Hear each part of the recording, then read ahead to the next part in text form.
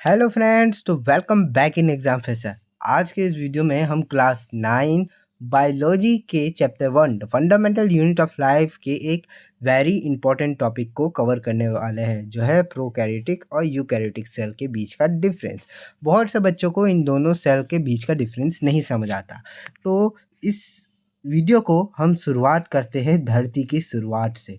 तो जब धरती में जीवन की उत्पत्ति हो रही थी, यानी लाइफ जब बन रही थी, तब नेचर ने हम लोगों को बहुत लिमिटेड फंक्शन करने की ही पावर दी थी। तो उन लिमिटेड फंक्शंस के कारण हम धीरे धीरे धीरे एवोल्यूशन से बढ़ते बढ़ते आज के ऐसे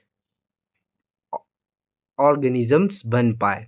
तो पहले के सेल्स जिनमें बहुत लिमिटेड फंक्शंस थे, और आज के ह्यूमन बॉडी के सेल्स जिसमें कई सारे फंक्शंस होते हैं, उन दोनों के कुछ अंतर्स है। जैसे कि पुराने सेल्स में फंक्शन कम होने के कारण उसे प्रिमिटिव सेल्स कहते हैं, वेयर एज यूकैरियोटिक सेल जो आज के सेल है, उन्हें बहुत सारे फंक्शंस होते हैं। जैसे उनके पास एटीपी के फॉर्म में वो खुद की एनर्जी जनरेट कर पाते हैं, वो लाइसोसोम्स होते हैं, उनके पास बहुत सारे सेल ऑर्गेनेलीज होते हैं।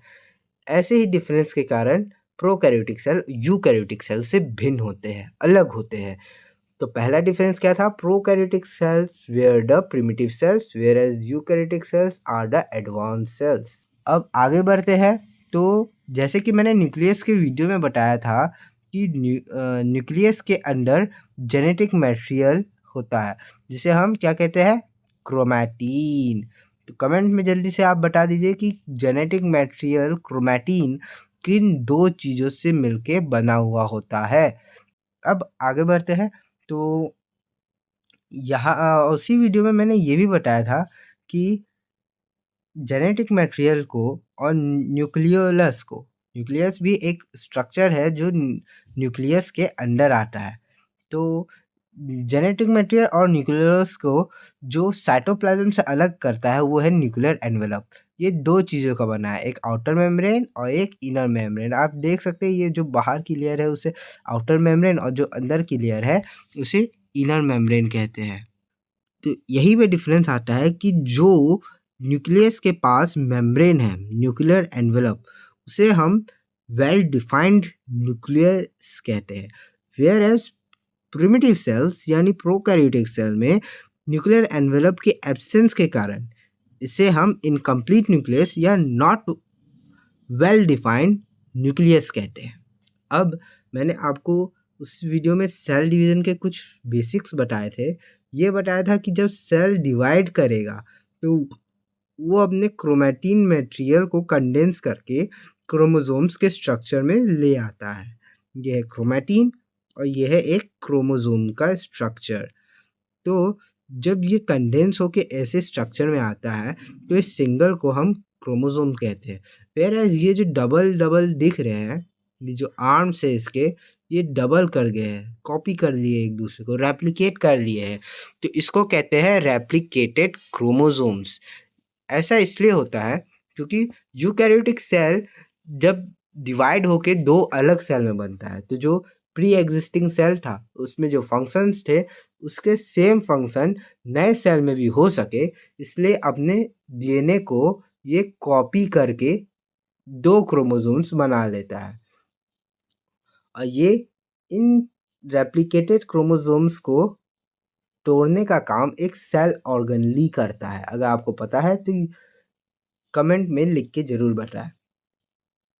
और फिर तो इधर हम में आता है तीसरा डिफरेंस कि प्रोकैरियोटिक सेल में एक ही क्रोमोसोम्स पाए जाते हैं। यानी ये जो मटेरियल, जेनेटिक मटेरियल आपको दिख रहा है, वो जब सेल डिवाइड करेगा तो ये कंडेंस होकर सिर्फ एक क्रोमोसोम बनाएगा।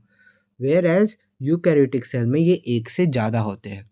चौथा फीचर्स कि इसके पास मेम्ब्रेन बाउंड सेल ऑर्गेनेली नहीं होते।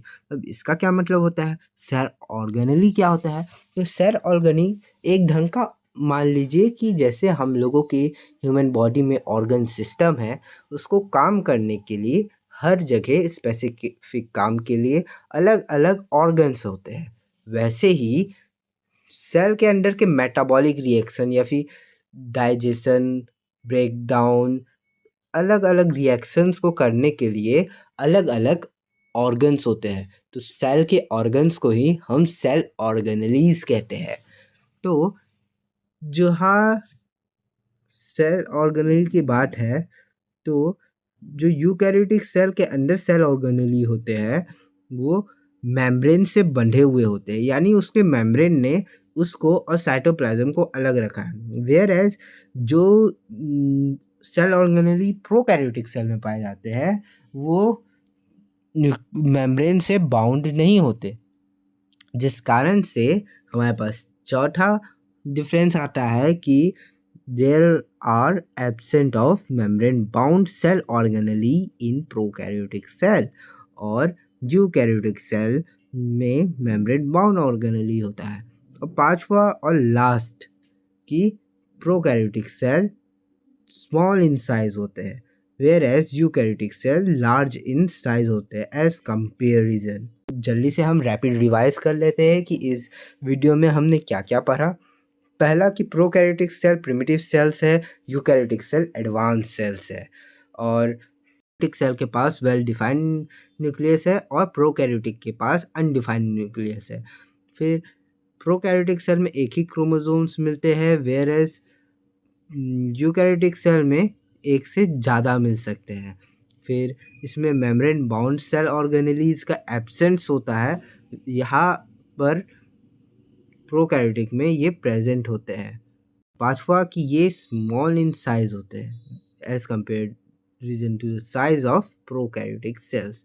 अगर आपको ये वीडियो पसंद आया है तो like share subscribe and thank you for watching.